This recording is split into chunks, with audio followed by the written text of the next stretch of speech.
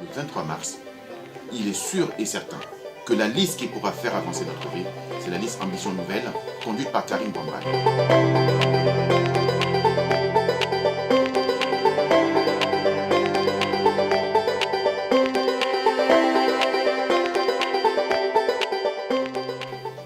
Nous avons une liste qui représente les habitants, les candidats qui sont issus de tous les quartiers de notre ville, qui sont représentatifs de la population odonienne, qui ont de la conviction, la volonté, l'envie de voir évoluer notre ville, de faire en sorte que cette ville soit une ville où il fait bon vivre, où la solidarité sera mise en avant et bien entendu où chacun pourra vivre dans la tranquillité publique.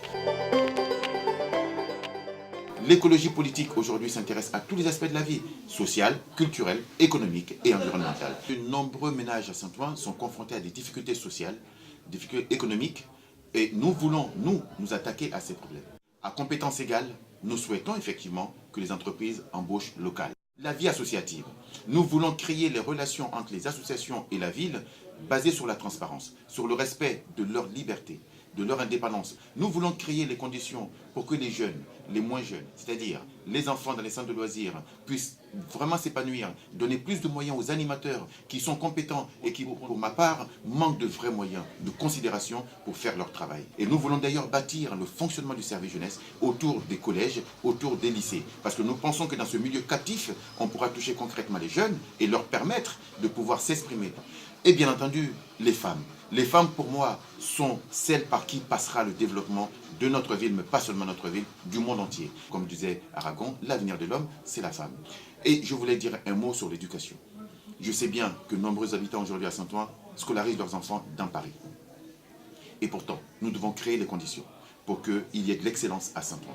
Les jeunes, les enfants ont besoin aussi d'être tirés vers le haut. Il faut que les enseignants, les communautés éducatives soient soutenus, soient aidés, soient considérés et qu'il y ait cette relation entre l'école et l'extérieur. Cette relation entre l'école et les services municipaux, cette relation entre l'école et les associations. Parce que je pense que chacun des acteurs sociaux et le monde éducatif travaillant ensemble peuvent permettre effectivement de trouver solution à un certain nombre de difficultés que nous rencontrons à Saint-Ouen.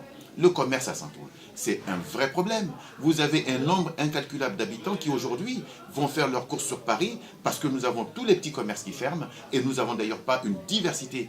Quand vous prenez l'artère principale qui est l'avenue Gabriel Péri, vous n'avez malheureusement pas de poissonnerie, vous n'avez pas de charcuterie et ce n'est pas normal. Voilà pourquoi aujourd'hui nous devons faire en sorte que le cadre de vie dans lequel nous sommes tous soit amélioré.